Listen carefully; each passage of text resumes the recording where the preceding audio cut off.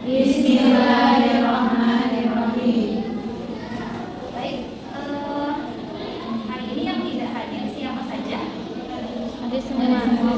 Hadir semuanya ya? Oke. Ya.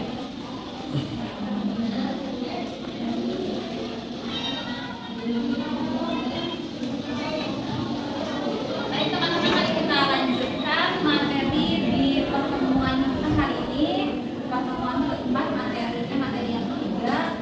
Setelah kita minggu lalu membahas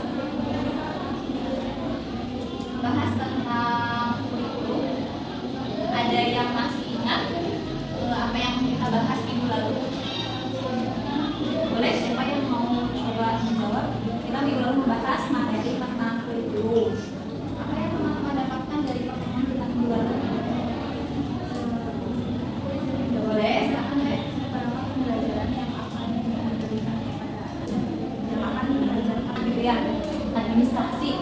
Oke, teman-teman yang lain ketika mendengar kata kurikulum, apa sih kurikulum teh? Acuan, rencana, panduan, apa lagi? Teman-teman punya kurikulum di lembaganya? Punya. Nah, kurikulum apa yang digunakan? 2013. Kapan dibuatnya? Tahun pembelajaran sebelum masuk pembelajaran Mulai pembelajaran ya. Bagaimana cara teman-teman membuat kurikulum? Paham ya? Oke. Kenapa kurikulum penting?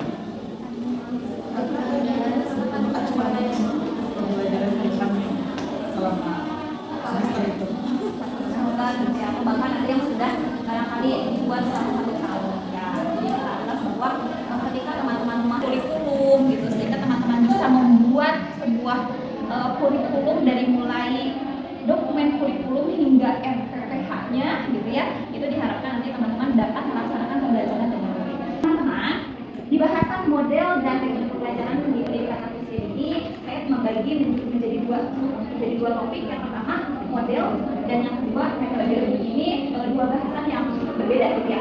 Tapi metode adalah bagian daripada model. Nah, ketika teman-teman mendengar apa itu model? Pengelolaan kelas. Apa lagi? Kenapa? Pembelajaran kelas. Terus ketika teman-teman mendengarkan model pembelajaran yang digunakan di lembaga teman-teman, apa sih model pembelajaran apa? Sistem apa yang digunakan di lembaganya masing-masing, apa coba? Yang sudah diterapkan di lembaganya sebelum saya membahas nih apa saja sih model cara pembelajaran tujuan teman-teman memahami materi dari materi yang keempat ini adalah ketika teman-teman memahami apa sih model pembelajaran, apa saja model pembelajaran itu, kemudian bagaimana cara menerapkannya, nanti diharapkan teman-teman itu bisa memilih, menentukan dan menerapkan model pembelajaran yang baik dan benar ya. Oke, kita lanjut. Coba cari di Google pedoman pengelolaan kelas. Nah, itu buku tersebut menjadi referensi pembahasan kita salah satunya gitu ya. Nah, itu 1 dari 10 buku pedoman di dalam pengembangan kurikulum 2013 pendidikan anak usia dini, di mana pedoman pengelolaan kelas tersebut diantaranya membahas model pembelajaran yang bisa dipahami, kemudian dipilih dan diterapkan di pendidikan anak usia dini. Ya, jadi ada pedoman pengelolaan kelas. Sudah ada yang menemukan? Pedoman pengelolaan kelas, namanya warna biru. Yang edisi revisi ya, yang edisi revisi dipastikan tahunnya 2018 karena ada 2 tahun, yang dulu itu 2014, nah yang terbaru 2018. Itu nanti teman-teman bisa baca lebih lanjut ya, 2018 bisa baca lebih lanjut materi yang menjadi sajian hari ini, itu lebih detail bisa disimak di sana. Jadi untuk area-areanya itu ada jelas di sana, bisa dipelajari. Kemudian teman-teman juga bisa buka YouTube, ada channel di UIN Surakarta. Nah, itu mereka membuat desain kelas di mana 4 model pembelajaran itu digambarkan gitu. Ya, oke teman-teman. Nah ini dia 4 model pembelajaran yang ada di pendidikan kampus ini yang bisa teman-teman pelajari, kemudian teman-teman pilih dan terapkan. Ini berdasarkan di dalam kurikulum 2013. Yang pertama ada model pembelajaran kelompok dan sudut pengaman. Dua, model pembelajaran sudut. Yang ketiga, model pembelajaran area. Dan yang keempat, model pembelajaran sentra. Baik, kita lanjutkan. Yang pertama adalah model pembelajaran kelompok dengan sudut pengaman. Sebelum kita kepada pengertiannya, saya coba ajak teman-teman membayangkan. Jadi ada model pembelajaran kelompok dengan sudut pengaman itu desain kelasnya kurang lebih seperti ini. Ada satu ruang kelas, kemudian ibu guru menyiapkan 3 kegiatan atau 3 ragam main. Kemudian ragam main tersebut disimpan di dalam 3 meja atau misalnya 3 karpet, gitu ya. Kemudian ada satu bagian di mana ini disebut sudut pengaman. Cara menerapkan, cara melaksanakan, cara kita melaksanakan pembelajaran dengan model pembelajaran kelompok dengan sudut pengaman ini adalah kegiatan di pagi hari seperti biasa, kegiatan pembiasaan dari mulai baris, kemudian pembiasaan doa dan lain sebagainya. Nah, itu bisa dilakukan dalam kegiatan melingkar, gitu ya. Kegiatan bisa dilakukan di kegiatan melingkar bersama anak. Kemudian nanti perpindahan atau kegiatan absorpsi, gitu ya, dari kegiatan inti, dari kegiatan pembukaan ke kegiatan inti, anak mau masuk ke kegiatan atau ragam main yang sudah disiapkan oleh ibu guru. Teman-teman menyampaikan terlebih dahulu kegiatan apa saja yang bisa dilakukan oleh anak dari 3 ragam main tadi, gitu ya. Kemudian setelah kegiatan 3 itu disampaikan, kemudian anak kita tempatkan, gitu ya. Nah, tentunya kita perlu menjunjung tinggi kebebasan atau merdeka belajar pada anak. Artinya kita tidak yang langsung anak ini ke kegiatan ini, anak ini ke kegiatan ini, ya tidak seperti itu. Tapi misalnya kita menggunakan kegiatan kereta-keretaan atau misalnya oray-orayan, jadi di mana anak yang terakhir itu silahkan memilih mau menempati kegiatan yang mana dari 3 itu. Nah, setelah semuanya anak menempati dari 3 kegiatan itu, kemudian ada misalnya anak yang sudah selesai ingin berpindah ke kegiatan yang lainnya, sementara di kegiatan yang kedua misalnya itu masih penuh, gitu. Maka anak yang sudah selesai ini kita arahkan untuk bermain terlebih dahulu disebut pengaman. Terbayang kira-kira?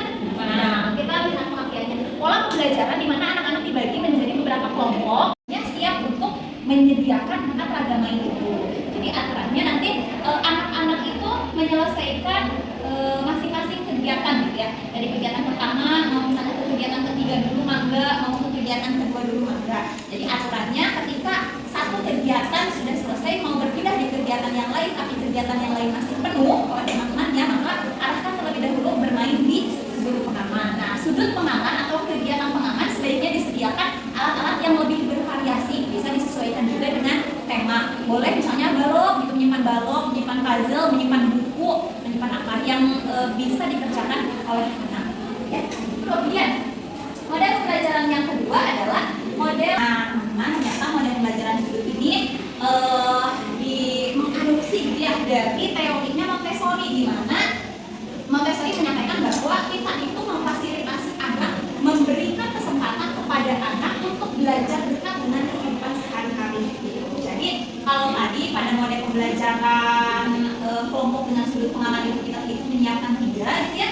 Kalau desain pada model pembelajaran sudut ini dalam satu kelas, gitu ya, ada 5, gitu, ada 5 minimal sekurang-kurangnya. Kalau misalnya mau ditambah boleh. Di sini ada sudut dalam ruangannya itu sudut latihan kehidupan praktis, kemudian sudut sensorik, sudut matematika, sudut bahasa, dan sudut kebudayaan. Kalau misalnya teman-teman mau menambah dengan sudut pembangunan boleh, atau misalnya lagi ada mau menambah dengan sudut keluarga, gitu, dipersilakan, asal nantinya karena kita di pendidikan kampus ini tematik, gitu ya, disesuaikan dengan tema. Kemudian tidak lupa juga fokus pada 5 program pembelajaran. Yang pertama praktik kehidupan, karena itu tadi Montessori menyampaikan bahwa jadi anak itu belajar dari lingkungan sekitarnya, apa yang dekat dengan anak. Nah, kita dari tema juga kan, tema itu hendaknya sesuatu yang memang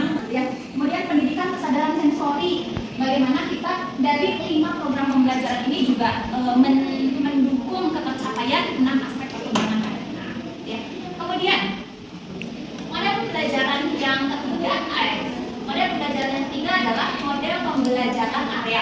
Area apa bedanya model pembelajaran sudut dengan pembelajaran area? Teman-teman bisa kita lihat di sini pilihan dari area itu sendiri ada 9.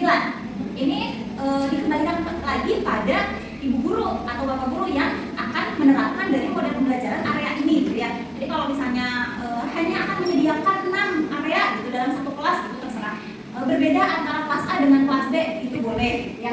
Ini yang bisa dipilih, gitu ya, diantaranya area balok, area drama, area seni, area keaksaraan, area pasir, area gerak dan musik, area sains, area matematika, area IPA. Sama gitu, ini juga seiring berjalannya pengetahuan berkembang, gitu ya. Seperti halnya dalam tadi model pembelajaran sudut, kalau misalnya ditambah dengan area keluarga, itu juga boleh. Area apalagi nanti teman-teman barangkali menemukan inspirasi dari selain dari yang ini.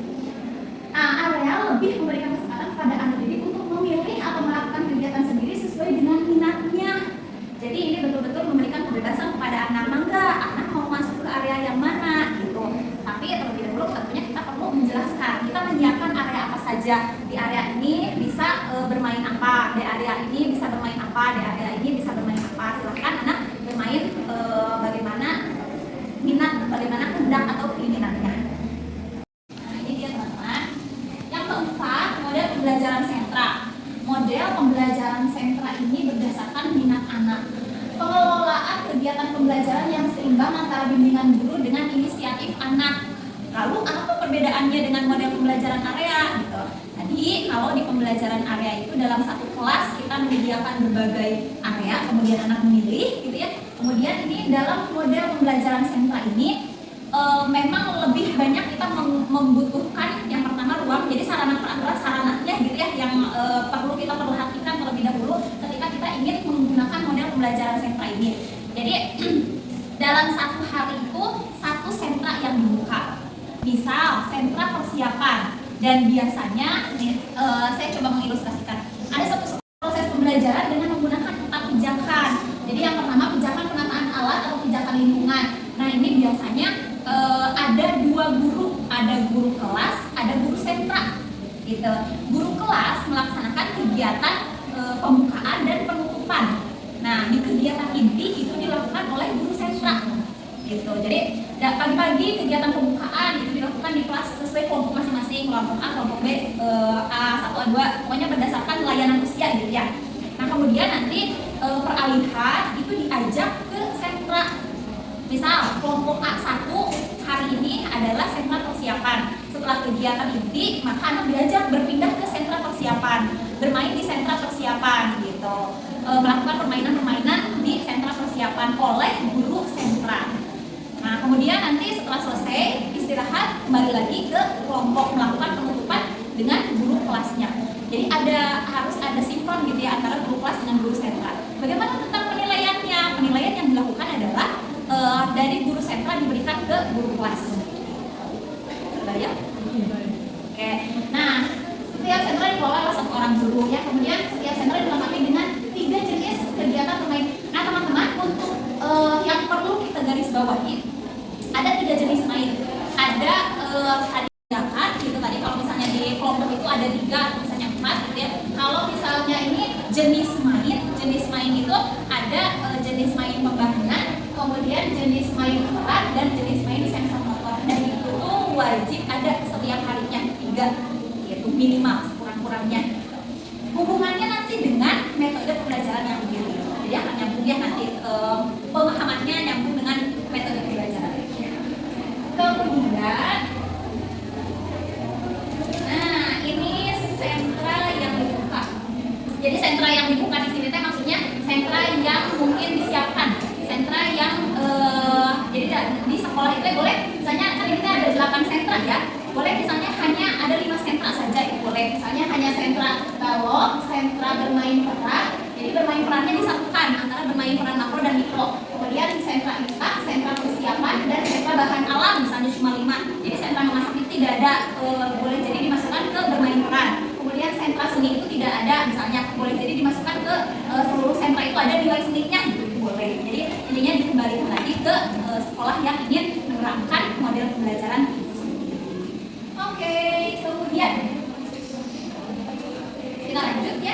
sebelum kita melanjutkan, ada pertanyaan atau mungkin pertanyaan kita diambil saja ya. Kita lanjut terlebih dahulu teman-teman tentang metode pembelajaran. Nah, teman-teman, metode pembelajaran itu bagian. Jadi metode pembelajaran itu sesuatu yang menjadi yang perlu kita pilih gitu, yang dalam satu harinya itu boleh berapa yang kita gunakan. Jadi kalau misalnya model pembelajaran itu tentunya hanya satu yang boleh kita pilih gitu ya. Satu sekolah itu menerapkan satu model pembelajaran. Tapi kalau metode itu cara dalam pelaksanaan pembelajaran. Ini sekurang-kurangnya ada 8. Bahkan mungkin nanti kalau misalnya teman-teman mencari dari referensi lain, silahkan ada barangkali yang 9, karena ada yang membagi menjadi 2, khususnya pada metode bermain peran. Seperti halnya tadi di sentra gitu, ada bermain peran makro dan ada bermain peran mikro ya. Coba kita pahami satu persatu. Yang pertama, metode bermain peran. Apa yang teman-teman pahami dari metode bermain peran berdasarkan pengalaman di lapangan? Tanpa alur bisa dilaksanakan satu orang. Oke. Alat media ya. Oke. Nah, coba kita simpulkan dari penjelasan sederhana di sini. Saya menyimpulkan bahwa metode pembelajaran bermain peran ini bisa menjadi 2 ya, metode bermain peran makro dan metode bermain peran mikro. Kalau makro itu besar, jadi anaknya itu berperan sebagai tokoh, jadi yang dia tuh terlibat gitu dalam kegiatan main peran itu. Misalnya bermain peran keluarga ya, ada yang jadi ayah, ada yang jadi ibu, itu bermain peran makro besar, menggunakan alat-alat permainan anak-anak dengan memerankan tokoh benda. Jadi misalnya seperti ini, anak dengan tema binatang, kemudian kita mengajak anak di kegiatan ini itu untuk membuat macam-macam binatang misalnya. Lalu kemudian anak di satu, misalnya kita mengadopsinya model pembelajaran kelompok, di satu ragam lain itu ada membuat kebun binatang. Kemudian anak membuat miniatur kebun binatang. Dari tadi kegiatan membuat binatang itu, binatangnya dimainkan. Bernyanyi ini hendaknya dari kegiatan nyanyi tersebut ada pembelajaran juga yang bisa diambil oleh anak. Metode bernyanyi ini sangat sederhana, bahkan tanpa alat pun gitu ya, kita bisa lakukan. Artinya misalnya dengan tangan atau misalnya dengan gerak-gerakan gitu ya, kita mengenalkan tentang angka, mengenalkan tentang segala sesuatu bisa menggunakan metode ini. Selanjutnya metode bercakap-cakap. Nah, kadangkala metode bercakap-cakap itu tertukar dengan metode bercerita. Ya, kenapa tertukar?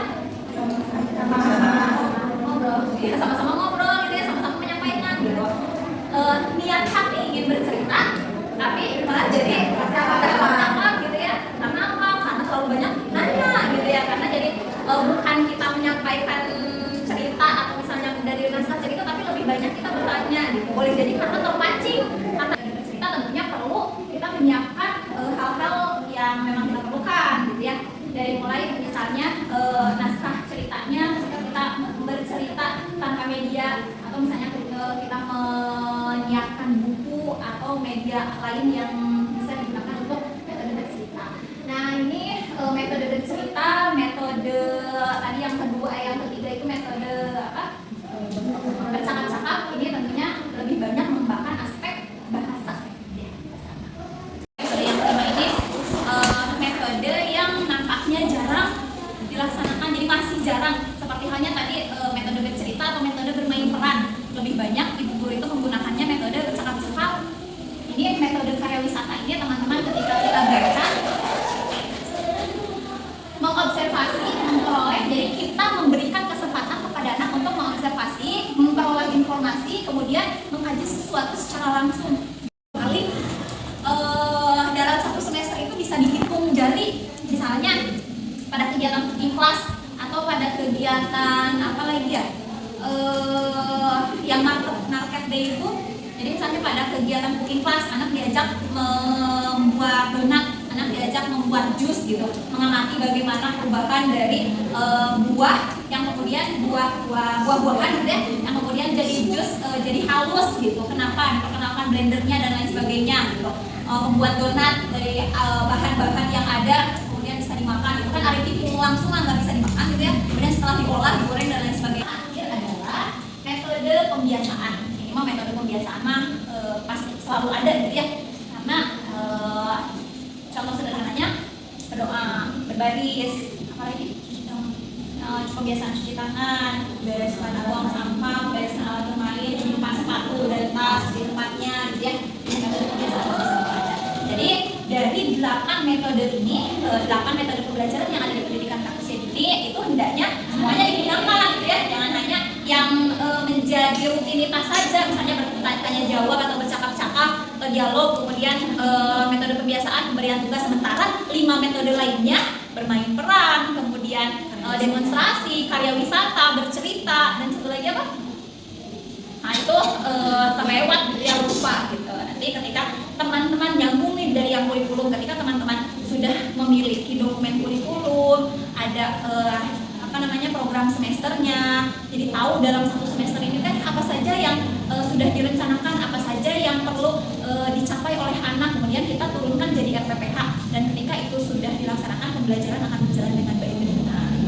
Oke teman-teman, itu saja materi yang dari materi yang ketiga ini tentang model dan metode pembelajaran. Sampai sini ada pertanyaan? Oke, silakan. Kan tadi di model pembelajaran itu hanya ada 4 ya, ada cerita, kelompok, studi, area. Nah, pernah mendengar ada klasikal, apakah ada? Oke, Tidak. ya, ada yang mau coba menjawab? Coba mau menjawab, ada yang mau coba mengeluarkan pendapatnya terlebih dahulu. Bagaimana yang teman-teman tahu tentang model pembelajaran klasikal? Boleh, gimana Teh? Beberapa sekolah gitu yang saya tahu itu kan model-model pembelajaran ini itu belum sepenuhnya diterapkan gitu. Jadi banyak yang masih menggunakan model bersama-sama gitu, dan segala sesuatunya itu bersama, kelas itu bersama. Itu menurut saya begitu model pembelajaran klasikal gitu ya. Jadi kalau untuk sekarang, kalau mengikuti dari kurikulum 2014 harusnya sudah tidak ada, cuma berjelas belum, ya seharusnya sudah tidak ada, tetapi masih banyak yang menggunakan. Ada yang mau berpendapat lagi? Nah teman-teman, jadi model pembelajaran klasikal itu sekarang sudah tidak digunakan. Dulu memang iya itu ada ya, tapi seiring berjalannya waktu gitu ya, ini teman-teman juga banyak para ahli di bidang pendidikan yang memang menemukan hal-hal yang ini tuh tidak sesuai dengan teori gitu, dimana model pembelajaran klasikal itu kan dari awal sampai akhir kegiatan itu dilakukan bersama-sama gitu. Contoh ketika ibu guru itu sudah menyiapkan 1 sampai 3 kegiatan gitu untuk anak. Nah, kegiatan 1 itu adalah mengamati semuanya, mengamati. Kemudian yang keduanya itu membuat kolase, semuanya membuat kolase. Nah, itu klasikal itu kan bersama-sama, itu sudah tidak digunakan lagi gitu ya, tidak ada gitu. Artinya yang ada ini yang tadi saya sampaikan berarti yang 4 yang boleh dipilih. Adapun, nah klasikal itu yang mungkin sekarang masih dilakukan adalah kegiatan yang dilakukan secara klasikal. Jadi bukan lagi model pembelajaran. Kalau model pembelajaran kita pahami bersama bahwa model pembelajaran itu segala yang mengatur sejak awal sampai akhir gitu ya, dari mulai persiapan bagaimana kita mendesain kelas gitu dan lain sebagainya. Nah kalau misalnya kegiatan yang dilakukan klasikal itu seperti berdoa, kegiatan kebiasaan gitu ya, baris itu kan sama-sama pasti baris. Kemudian apa lagi? Istirahat, barangkali ada snack time, itu klasikal. Jadi sekarang teman-teman pahami bersama bahwa model pembelajaran klasikal itu sudah tidak ada. Tapi mungkin kemarin saya sempat ketika saya mencari di YouTube itu masih ada yang menjelaskan gitu. Tapi ketika dilihat tahunnya itu tahun lama gitu ya. Sementara klasikal itu yang ada di pendidikan kampus ini adalah kegiatan yang dilaksanakan secara klasikal. Kalau model pembelajaran itu sudah tidak. Teman-teman, saya coba bagi teman-teman menjadi 4 kelompok. Nah, untuk lebih paham lagi, kita akan coba bagi 4 kelompok. Kemudian nanti setiap kelompok itu menggambarkan bagaimana penerapan minimal desain kelas gitu ya, untuk penerapan dari masing-masing model pembelajaran. Kelompok 1 menggambar dari desain kelas atau setting kelas untuk model pembelajaran kelompok dengan sudut pengamat. Kelompok 2 menggambarkan desain kelas untuk model sudut. Kelompok 3 untuk model area, dan kelompok 4 untuk model sentra. Pembagian tugasnya saya hitung saja ya, berhitung dari sini, berhitung 1 sampai 4 nanti ulangi gitu ya.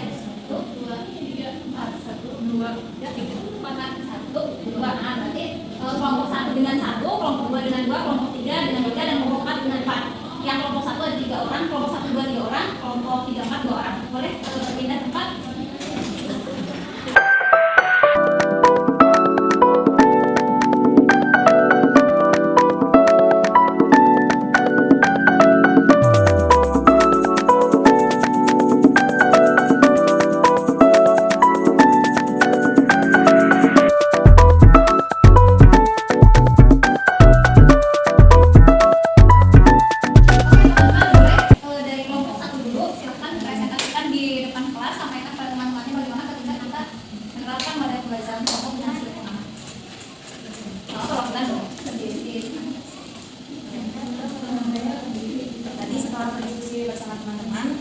Desain kelompok yang terbayang oleh kelompok kami dengan sudut pengaman.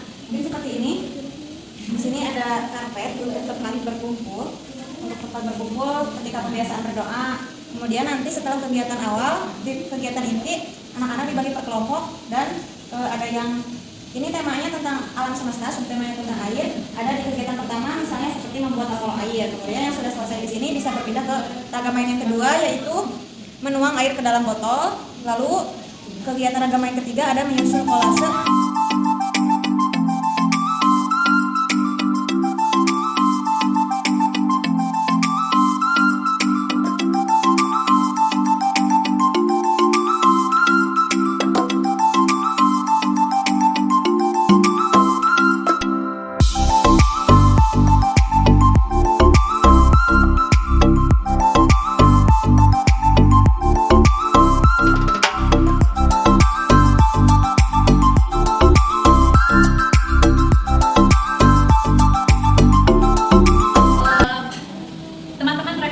Kemudian nanti apakah kita menggunakan model pembelajaran kelompok dengan sudut pengaman, ataukah menggunakan model pembelajaran sudut, atau menggunakan model pembelajaran area, atau juga menggunakan model pembelajaran sentra, gitu ya, dengan pengertian yang tadi. Kemudian saya titipkan dari 8 metode pembelajaran yang ada, gitu, bahkan boleh jadi lebih gitu. Nah itu kita optimalkan semuanya, kita lakukan, tidak hanya misalnya kita hanya nyanyi saja, atau misalnya kebiasaan karena itu sudah sehari-hari, atau misalnya bercakap-cakap yang jarang seperti metode bermain peran, metode demonstrasi, pariwisata, bercerita juga, itu ya paling 4 itu yang jarang sekali dilakukan gitu, karena memang dari persiapannya juga pemahaman gitu, kita harus berpaham. Itu yang dapat saya sampaikan hari ini. Insya Allah minggu depan kita bertemu dengan materi yang tepat, kita memahami bersama tentang bagaimana tentang konsep dari media dan sumber pembelajaran untuk anak. Jadi setelah kita memahami kurikulum, kemudian model dan metode pembelajaran, minggu depan kita memahami bersama tentang media dan sumber belajar. Jadi akhirnya ketika nanti teman-teman menemukan bagaimana sih pelaksanaannya, atau nanti saat observasi di tugas UTS apa yang terjadi, permasalahan apa yang terjadi, apa ketidaksesuaian antara yang di lapangan dengan secara konsep itu, teman-teman bisa melakukan pembaharuan, menemukan solusi gitu ya, dan penyelesaian dari permasalahan yang terjadi. Itu saja, terima kasih. Kita akhiri pertemuan hari ini, pertemuan siang hari ini dengan membaca hamdalah bersama-sama. Alhamdulillah. Terima kasih. Tidak lupa teman-teman baca kembali tadi sumber yang kita gunakan, di antaranya gitu ya, yang satu dari 10 pedoman buku kurikulum 2013 di PAUD,